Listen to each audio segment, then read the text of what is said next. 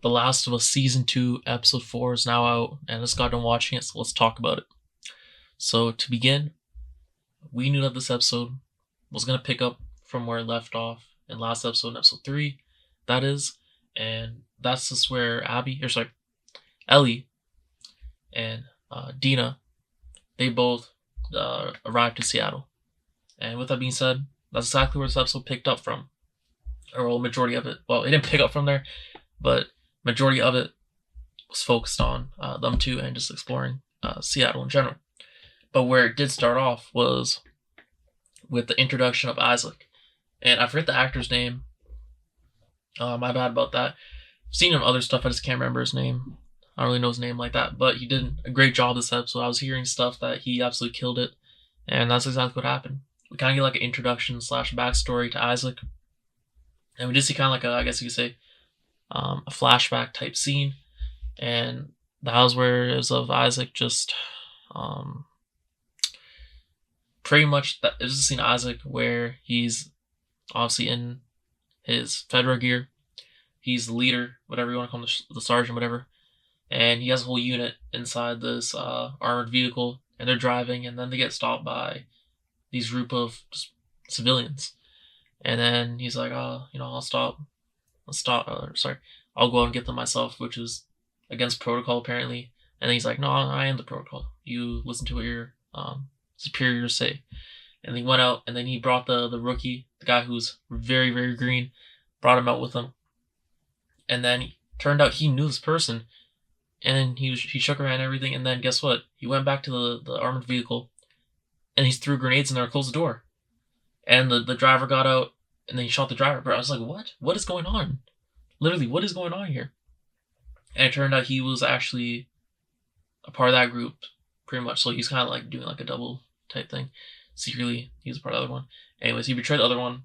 He betrayed FEDRA, and then, he betrayed FEDRA, and then he joined the other one. And the other guy that was with him, the rookie, he also was with him later on, though. So that's kind of what we saw there. But like kind of like a themeless episode, I'd say. Well, it's obviously the WLF. They're hated quite a bit. That's well known. But then also, I don't remember the name of the group, but the group that we saw last episode that was like in the woods that got like killed. They're also hated as well. But long story short, and FEDRA as well, they're hated. But all these factions, obviously all the factions hate each other, but in general, all these factions, they have their, I guess you could say, pros and cons. I'm trying to think of a better way. I don't know if that's the best way to describe it. But kind of like they each have their advantages and disadvantages. And obviously some of them come with very strong beliefs and whatnot.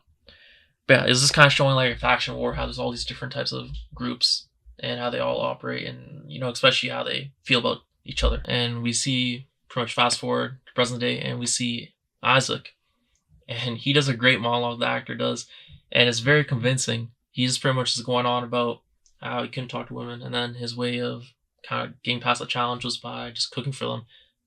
And then he starts talking about this particular pot, and how he always wanted it, but he's like, I'm never gonna get it till probably, because it's so expensive, I'm never gonna get it till when I get my pension. But then he's like, luckily, the apocalypse happened, and I was able to get it, but not the way he wanted to, but he obviously got it. And then while he's saying that, while he's doing his monologue about the pot, he starts just putting the pot on the stove, obviously, and he just starts heating it up from the bottom. And he's talking about the copper and how the kind of gets impacted by that. But yeah, besides the point. And then we see the camera turn over, and he starts talking to someone else behind him. And at first, I kind of feel like maybe no one even there, because the way he's talking, it was kind of convincing. But it was like a cool, slick way it was filmed, and also the way the actor was just acting. It kind of made me question, like, wait, is there someone there? Is there not? And then it turned out, oh no, there was someone there. But it's one of those members from the Woods cult, whatever. Because I still think they're a cult, and especially from what we see when he gets tortured, he starts doing like this prayer, this weird type of prayer. We see that, and I'm like, okay, he's probably in a cult. But anyways, besides the point, we see that there's a cult member there, and he's completely, just naked, the cult members, and Issac just wants answers. And then he's like, give me the answers, blah, blah, like that. And then he starts torturing him. And then he's like, bring your hand out. And then the guy already knew what was going on. And then he reluctantly puts his hand out. And I knew this was coming. Puts the pot on the guy's head, and just obviously it's gonna sting. It's gonna burn, hurt so much, and it's gonna be just probably permanent marking. Like that's I don't know what degree burn that is, but obviously there's gonna be a burn mark left. And he just does that, and the guy's already all just like all bloodied up and everything like that. So that was very, very extreme. So that's kind of, I guess, if I remember correctly, that was pretty much everything we saw about or from Issac. But man, he's just menacing. Like the actor, I love the actor. Seen other stuff, like I said before, but it was just great to see. So that was good. And I guess the next thing I want to talk about is probably when Ellie and Dina, they both get to kind of like that one building, and then they go inside of it through the way that someone else went through because they found the way, they saw the blood and like that. They went through there, and they go into his room, and they just see all these what was it? All these, was it Fed? Oh, I'm trying to remember. Was it WLF or was it FEDRA? Soldiers that were all just tied up, like hung up, and then their intestines were just, it's all over the place. Okay, pretty much. I forget which group it was. It's probably FEDRA, if I'm guessing. It's probably FEDRA ones, because then the FEDRA members came in after. And then, but yeah, right before, so they see that, and this is absolutely gruesome. I'm like, bro, what is this? I was not expecting that. But it goes to show, just they gotta make Seattle look like a very huge threat. Obviously, yeah, it's very different than Jackson, where it's just like a gated community. Seattle's is wide open, huge. Just every sort of type of person's there. All these different types of factions just in there. It's a huge city, like I said. It's no holds barred. It's very different than Jackson, and they gotta obviously establish that. So I get it. And I'm not gonna lie, I like the scene still. Okay, like it was pretty like intense. And then especially when the FEDRA soldiers come in, and Ellie and Dina, they gotta quickly get out of there. And yeah, they were kind of cheeky about it. And then Ellie, she just went up the staircase pretty much, just got her way up there. But while she's doing it, she's about to go on the staircase. I'm like, oh my god, bro, the score there, the music there in the background score, oh my god, that really added on to it right there. I thought I thought something was gonna happen right there, but it didn't. And also, there was a message on the wall. Let me talk about that. And it pretty much just confirmed that it was like that Woods group, cult group, whatever you want to call it, that they were the ones who were behind this. So, long story short, they go up the stairs, or Ellie goes up the stairs, and then she tries to open the window, the glass window, and she can't. And then the soldier, the federal soldier, comes in, and then she pretty much just chokes him out, or she spots him, or he spots her, and then she chokes him out. And then this other person comes in, and then guess what? You see Dina, she shoots the person in the back of the second soldier, and then Ellie just to the neck, just a knife to the throat, boom, dead. And then they quickly gotta get out of there because some other FEDRA soldiers were tipped off, and they quickly get out of there. And then you see them in the background chasing them, pretty much. And then this is where we get to a very intense moment. Because as they're getting chased down, they can't find, everything's locked, and then they found one little like crevice in like a doorway type thing, and they're able to fit there. They just like kind of like wiggle through down there, and they know the soldiers can't get down there either. And it turns out it's the subway.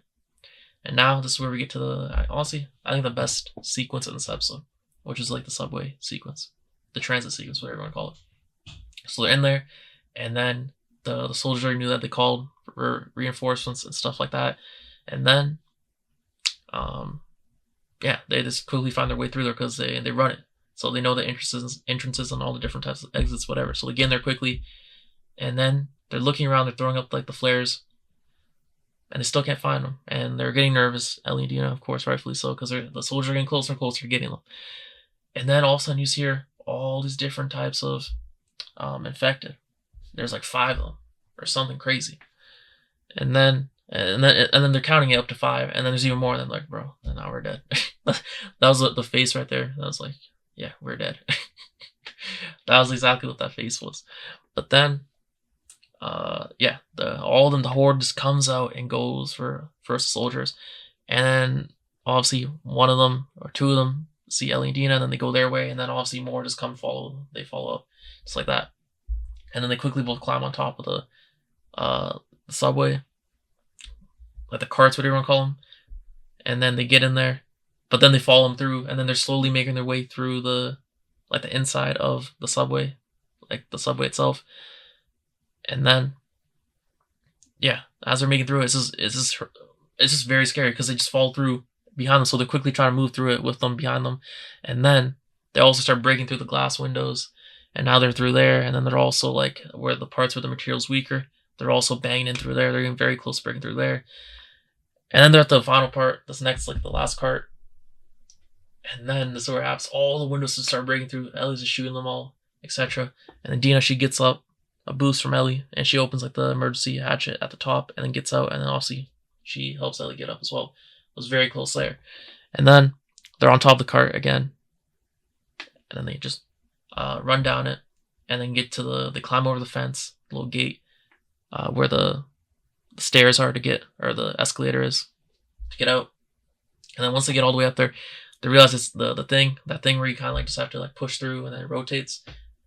They realize, oh man, this is not moving because it's hella old, it's hella rusted, and it's just hard to move.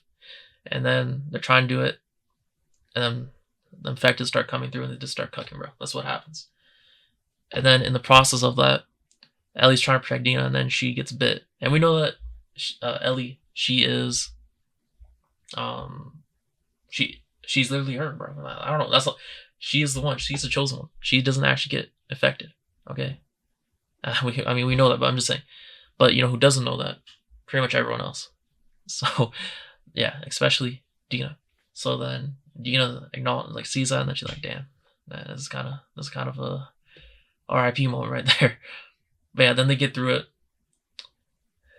and then they quickly run across the street to like this motel, whatever hotel type thing, and then that's where they have the little stare down type thing, the showdown 1v1 in some sense.